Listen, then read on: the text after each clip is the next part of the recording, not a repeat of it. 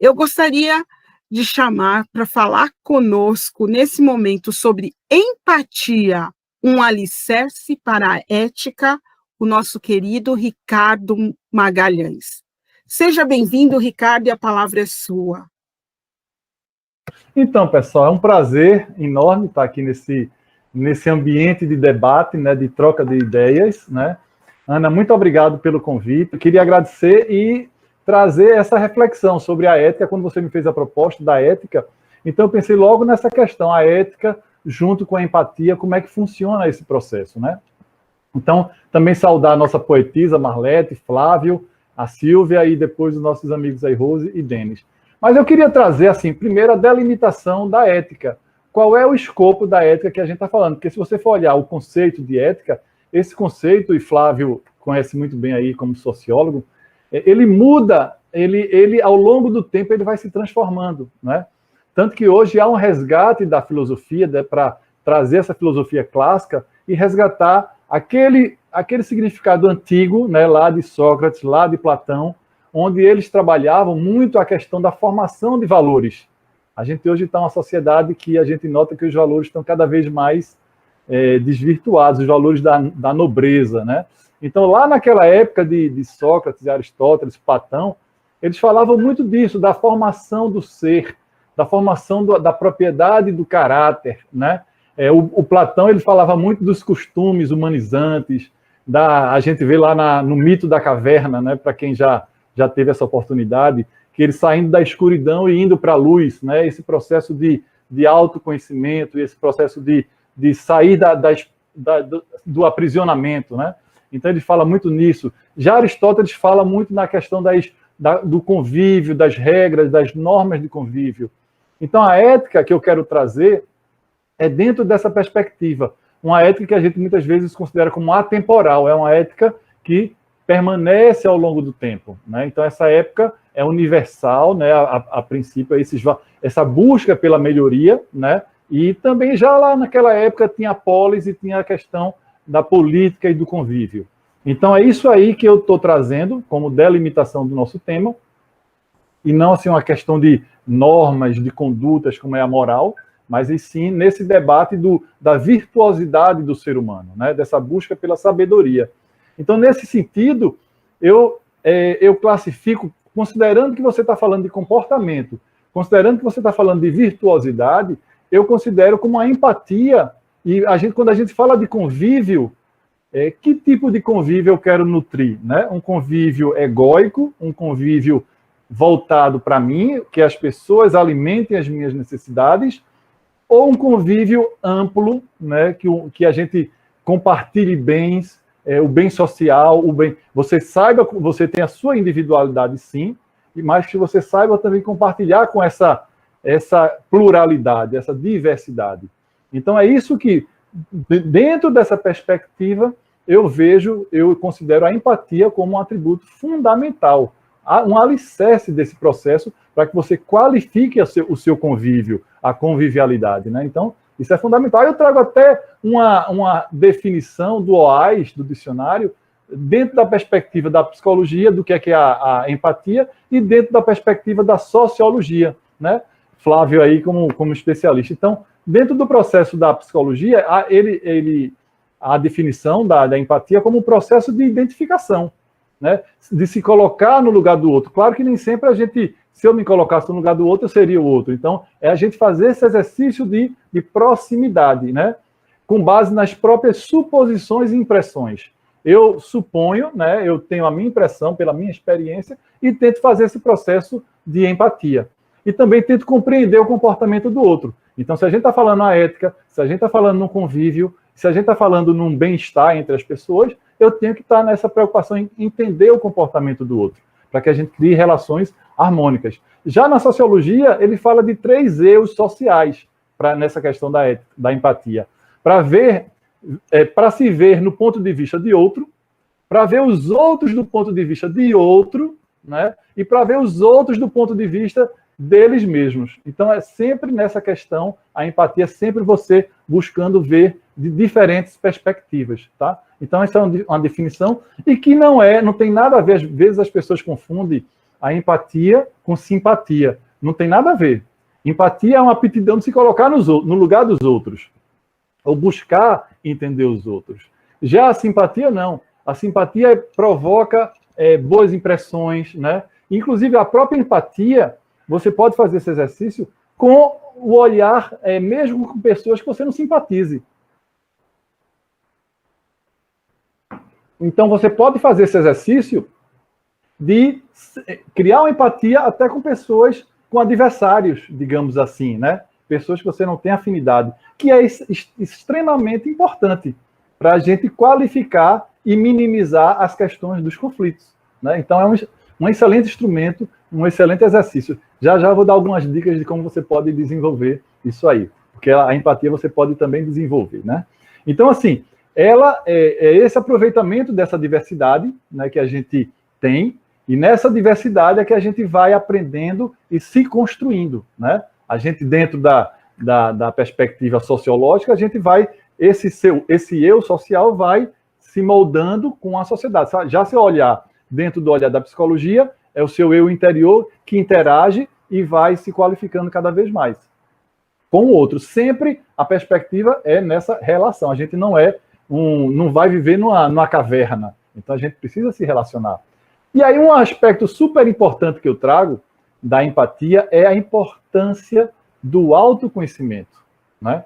Porque se eu me conheço, isso é basilar. Se eu me conheço, eu consigo, eu estou bem comigo, eu consigo fazer aquele exercício de sair e ir para o outro. Não é um exercício egóico, não é aquele exercício que eu estou só pensando em mim. Eu desenvolvi essa habilidade, né, estou mais equilibrado e parto para o outro, né? Porque muitas vezes, como é que você vai partir para o outro se você está tão desequilibrado, seja emocionalmente, seja nas várias áreas de sua vida?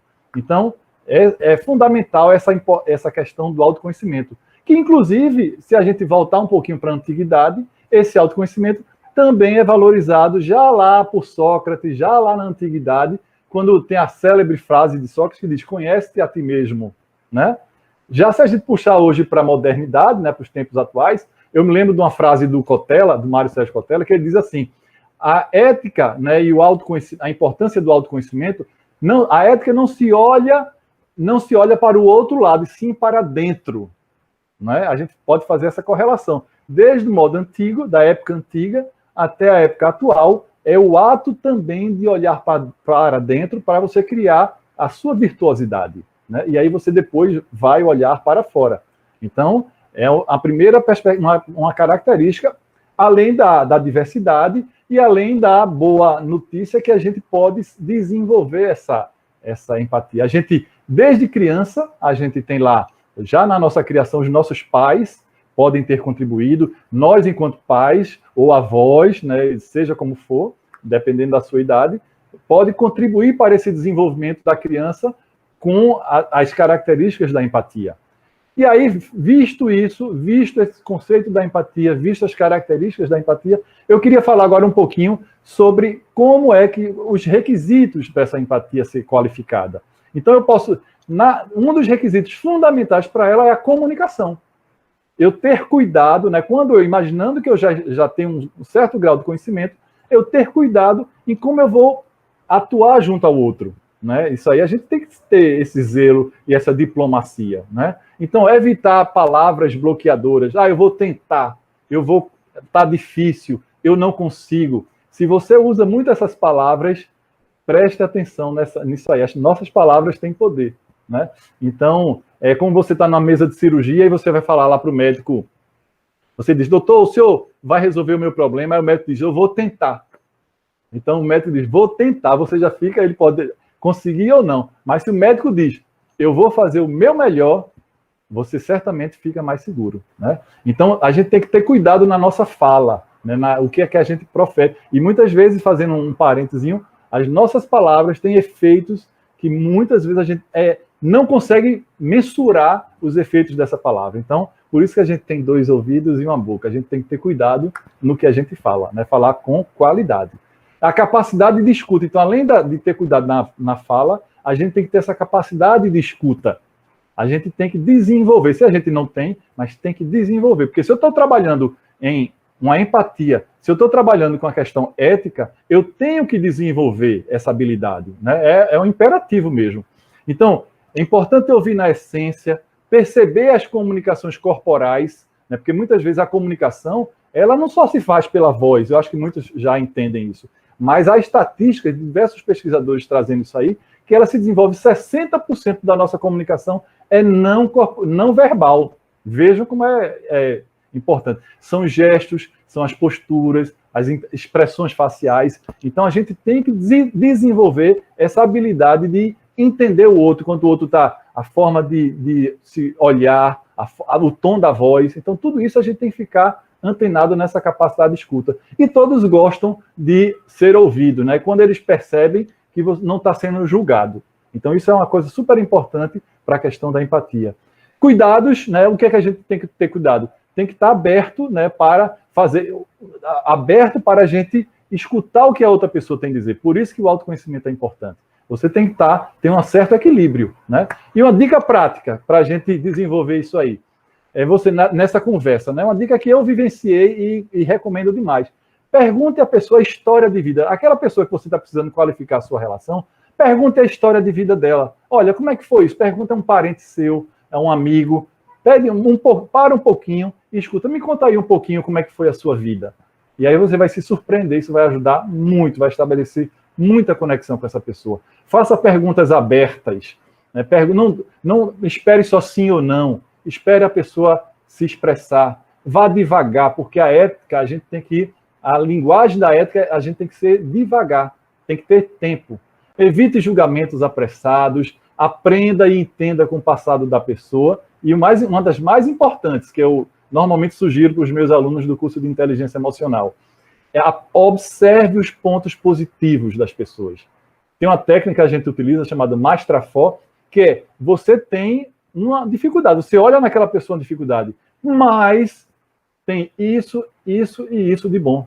Então, exercite essa técnica no seu dia a dia, além do diálogo de conversar com as pessoas, né, e saber a história de vida delas. Então, isso é um pouquinho de algumas dicas que eu posso dar a vocês, para que vocês possam desenvolver a empatia como um atributo para você desenvolver essa convivialidade e, naturalmente, resvalar na ética, né, nessa construção de um ser, né, mais ético e de um ser mais com habilidades de convívio, tá? Então, assim, para a gente dar uma fechada nessa nossa conversa inicial, então eu queria voltar a destacar isso. A ética está diretamente relacionada com a capacidade do hétero convívio, né? Do hétero, o fora, o convívio de fora, né? A minha capacidade disso, e do alto convívio. Né? Se eu tenho um bom convívio, é muito provável que a gente vai ter um bom convívio com o outro. Claro, se eu não tiver esse hábito, eu posso desenvolver. Isso é o que mais tem, são diversos livros que falam de muita qualidade sobre essa questão. Tá? E aí, essa é a boa notícia. Então, eu quero terminar minha fala com a fala de Chico Xavier, que tem várias outras falas, mas eu achei bem interessante a fala dele assim. Embora ninguém possa voltar atrás e fazer o novo começo, né? O que passou, passou. Né? Qualquer um pode começar agora e fazer um novo fim. Certo? Então, assim, se você quer fazer um novo fim, se você identifica que você pode qualificar o seu convívio e as suas relações e naturalmente resvalar na ética e, consequentemente, atingir o seu entorno e uma sociedade, né? Então, comece por dentro de você e comece a fazer sua história a partir de agora. Essa é a minha mensagem e aí eu espero que vocês, depois, qualquer dúvida, vocês coloquem aí para que a gente possa continuar o nosso debate. Beleza? Obrigado, Ana. Vamos nessa. Um abraço a todos. Muito bom, Ricardo. Muito obrigada pela sua participação. E nós já temos aqui várias perguntas, mas as perguntas vão ser depois da fala da nossa próxima convidada. Mas antes eu gostaria de trazer alguns comentários já dos participantes. A Gerneide Leal, neste contexto de eleições, é muito importante retomar a importância do ser, do caráter e da ética. Há mais um comentário aqui. Muito bonita essa reflexão para nos motivar a solidariedade, empatia em tempos tão cruéis. Gratidão, Ricardo. Empatia como atributo para a construção da ética. Linda essa fala. Heteroconvívio e autoconvívio. Temos novos para o nosso aprendizado, diz a Thais Helena. E o Sidney Freitas diz, fazer uso das diferentes linguagens. Parabéns. Bom, nós temos aí algumas perguntas agora para o Ricardo. E a primeira pergunta vem do Sidney Gomes Leal. Ricardo, a ética seria o cuidado com a casa comum? E depois nós temos uma outra pergunta da Gerneide. Como superar o medo do autoconhecimento? E a Eliane Neres pergunta, e com as crianças, como podemos educar enquanto mães e pais para desenvolver a empatia? A palavra é sua, Ricardo. Ok. Boas perguntas. Vamos tentar elucidá-las. Primeiro, essa questão da casa comum. Eu acho que Ana, inclusive, falou muito bem, Ana, você aí, quando você explicou, porque às vezes eu achei dúbio o significado dessa casa comum.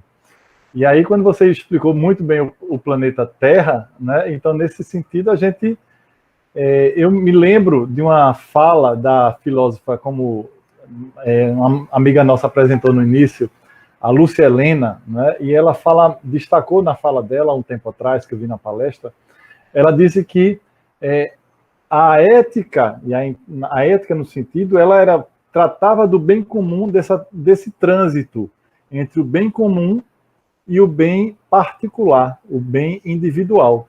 Então, eu tenho que, eu enquanto ser virtuoso, né, eu enquanto ser que busca essa essência qualitativa, eu consigo transitar, eu respeito o meu espaço, eu quero o respeito do meu espaço, mas eu respeito o espaço do outro. Eu me lembro que o Karnal também já falou isso. Então, a gente tem que, enquanto membro de uma sociedade, a gente tem que ter os nossos limites enquanto não atinge o limite do outro. E o planeta faz parte de todo esse processo. Né? O planeta, se a gente tem as árvores, né, e a gente espera que as árvores e as plantas tenham sua participação na fotossíntese, e se a gente consegue deixá-las intocáveis, né, então ela vai estar lá contribuindo. Os animais, os instintos, o instinto de sobrevivência, a cadeia alimentar, se a gente consegue deixar isso aí intocável, né, sustentável, isso vai ser preservado. E o ser humano, nessa cadeia, se a gente consegue ter pessoas equilibradas, virtuosas, que valorizam a ética e o convívio, a gente vai ter toda essa cadeia harmônica. Né? Então, sim, essa é a forma da gente tentar criar um ecossistema sustentável, onde cada participante, cada ator tem a sua importância nesse papel. Então, isso é como eu vejo, e alinhado também com alguns pensadores e outras perspectivas. Então, essa foi a primeira questão, Ana. A segunda questão é essa do autoconhecimento. Como é que faz? Como superar o medo do autoconhecimento? O medo do autoconhecimento. Esse medo do autoconhecimento, como superar, é você se conhecendo, você se enfrentando, não tem outra alternativa. Agora, é claro que, às vezes, o que é esse autoconhecimento? Isso exige reflexão, que se a gente voltar para a antiguidade novamente, a gente vai ver que muitas respostas da gente já são perguntas e respostas seculares. Então, a gente tem que conhecer a si, a gente tem que refletir. Muitas vezes a gente não reflete. A gente entra no dia a dia, no corre-corre, e não para refletir. A gente agora está numa pandemia, né? E nessa pandemia, quantas vezes nós paramos para refletir na nossa vida? Quantas vezes? A gente está aí, muita gente em home office, né? Eu estou em home office também, mas quantas vezes você parou e aí a gente vê agora o Netflix bombando, né? As séries aí bombando, todo mundo assistindo, mas quantas vezes as pessoas param para pensar em si? Então, esse é o primeiro passo. E aí a gente, à medida, e não tem outro caminho, a gente é a reflexão, o autoenfrentamento, e você ir aos pouquinhos. Agora, nem sempre a gente consegue dar grandes passos. Eu sempre digo para o pessoal do curso, vamos nos pequenos passos. Existem livros, os mini hábitos, o poder do hábito, que aí eles sempre colocam os livros do Covey, né, também, do Stephen Covey, que tem os 7 hábitos de pessoas eficazes e o 8º hábito. Então, assim, é sempre a recomendação que a gente possa seguir passo a passo. Fez uma questão, incomodou um pouquinho, assopra, doeu um pouco, beleza. Vai mais um pouquinho, e aí a gente vai nesse ciclo. Melhorou, e às vezes, se você tiver dificuldade, você pode buscar ajuda de profissionais também, né? De psicólogos, existem inúmeras pessoas de coaching que ajudam, mas se você tem eu sempre acredito o seguinte, a pessoa é dona de si. Então, se ela não tem uma patologia grave, não tem um transtorno mental grave, e ela é dona das suas faculdades, basta aplicar técnicas e se enfrentar. Então, essa é a minha recomendação. A última pergunta é: e com as crianças, como podemos educar enquanto mães e pais para desenvolver a empatia? Sim, muito bom, muito bom. Sabe aquela coisa de que você... hoje a gente banaliza a violência, né? Hoje a gente está vivendo uma sociedade que você vê... Ontem, foi antes de ontem, eu recebi um vídeo muito interessante sobre exatamente essa pergunta. Uma pesquisa que eu acho que foi a Unicef que fez. E nessa pesquisa ele mostra um vídeo da menina bem arrumadinha, perdida num parque. E aí, bem organizada ela. E aí as pessoas passavam por essa criança e cadê o seu pai? Eu ficava preocupada com aquela criança.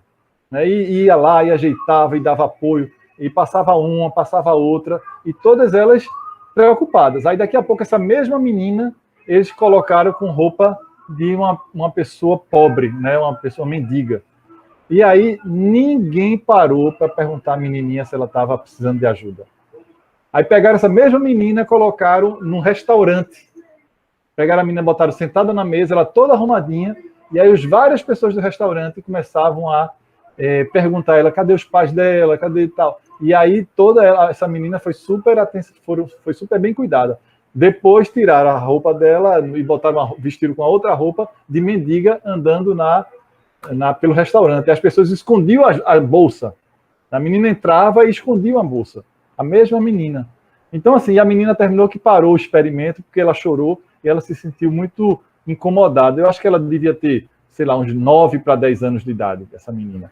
Então, veja como a nossa sociedade, ela tá tão robotizada que ela não observa a dificuldade do outro. E aí a gente pode, sim, nos nossos filhos, eu acho que começa por isso. A gente começar a sensibilizar nossos filhos. Eu lembro, vocês falando aí da pastoral, eu lembro que meu filho, eu tenho hoje um filho de 21 e outro de 24.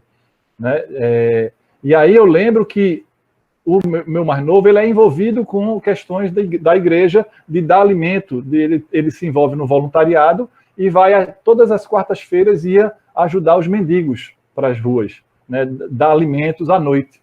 Então, assim, de alguma forma você trazer os seus filhos essa realidade, envolvê-los em atividades que vai desenvolver essa empatia, esse olhar pelo outro, o olhar à dificuldade do outro, e sempre vai ter, se você olhar para os 4 cantos, sempre vai ter uma oportunidade.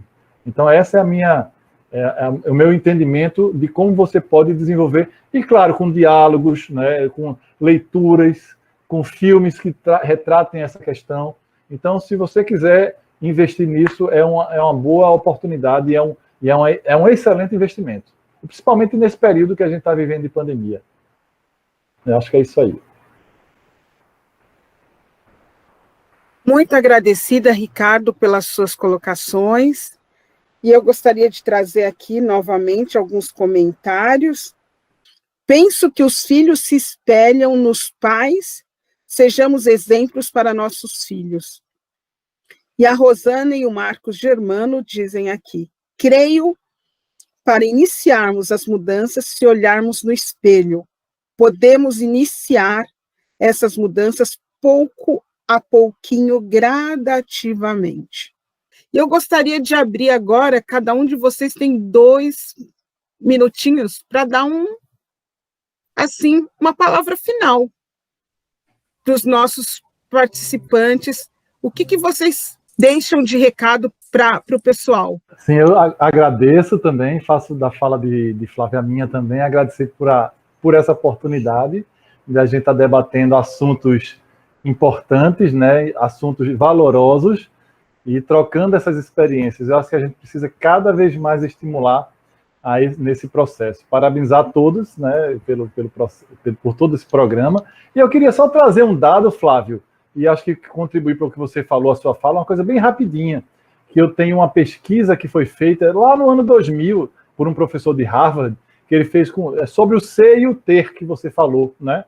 Que foram feitos com 1.500 profissionais. Ele tem até autor de um livro, Making a Living, e aí é o Mark Abion, não sei se você já ouviu falar. Ele diz assim, ele fez uma pesquisa nesses 1.500 profissionais que concluíram o MBA nas escolas lá dos Estados Unidos, e ele pegou, desses 1.500, ele conseguiu catalogar 2 grupos. Um grupo que queria ganhar primeiro dinheiro, você falando de capitalismo, e esse grupo que queria ganhar dinheiro era uma maior quantidade de alunos, 1.247 alunos, 45. E 255, eles queriam fazer aquilo que gostava primeiro. Passou-se, que os americanos são expertos nisso, né? Passou-se 20 anos depois, ele voltou a fazer essa pesquisa com esses mesmos 1.500. E ele notou que desses 1.500, tinha um que fazia parte do grupo A, que resolveu ganhar dinheiro. Aí tinham 101 milionários. 101 milionários. E desses 101 milionários, 100 era daqueles do grupo B, que disseram que queria fazer as coisas que gostavam, né, que se realizavam. E apenas 20 anos depois, era aqueles que estavam primeiro preocupados em ter grana. Então, isso corrobora a sua fala, né, de que, da perspectiva das pessoas, a gente está estimulando as pessoas primeiro em ser do que em ter, né? E com essa fala aí, eu me despeço, agradeço mais uma vez a todos, e um forte abraço e boa semana, né, que se inicia aí.